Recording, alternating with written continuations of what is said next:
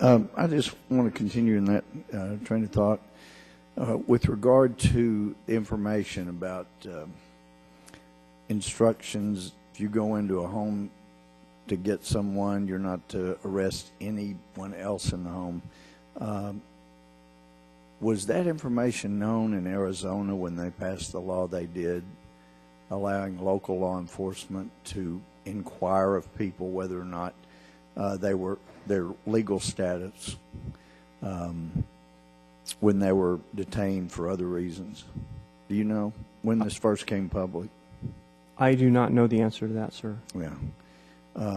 Because it seems like it ought to be a commendable thing when a state seeks to enforce the law. Because, you know, the founding of the country was such that they thought people should be treated equally under the law. Nobody was too good, nobody was too bad. Everybody was to be treated equally under the law. And it seems like really we've degenerated into a third world country where it's all about who you know.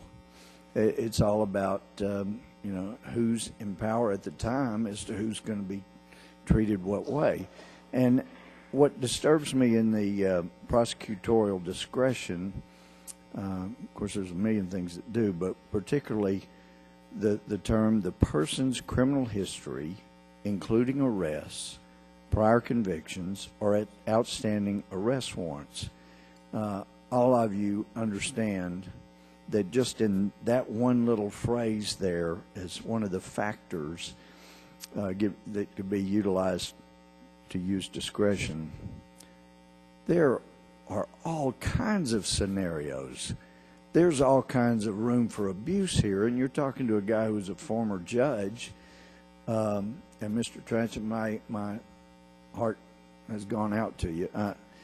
I had, as a judge presiding over felonies, one case where a guy was in the courtroom and he had been indicted for a felony for driving while intoxicated. And when we get around to his case, turns out he had many DWIs or DUIs for some jurisdictions. But he finally got to me after he hit somebody. Thank God he didn't kill him. And because he had been in jail so many times for DWI and had never been removed, and because I'm supposed to consider safety of the public, it seemed like he needed to be in prison. The man couldn't stop himself from drinking and driving. So I sent him to prison, and it was a matter of months he was back in my courtroom for another felony DWI.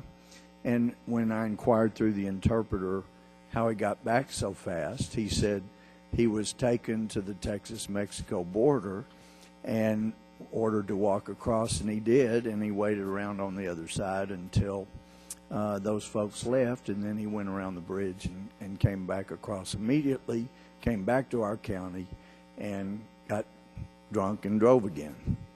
Now, I'm really curious, who would ultimately, Mr. Crane, if you know anybody else you know, make the kind of call, gee, there's only 9 DWIs, so let's don't go after this guy yet. I sent the man to prison, and it was only after he went to prison that within, I think it was like 3 months, he said they came and got him out of prison, took him to the border and told him to walk across, and then he comes back later. Who makes those calls? Well, he's been in jail 9 times, but now he's in prison, so let's go get him out of prison so that he can come back to their county down the road. Who makes those calls? Anybody know? Those calls are made within the office, generally by management officials.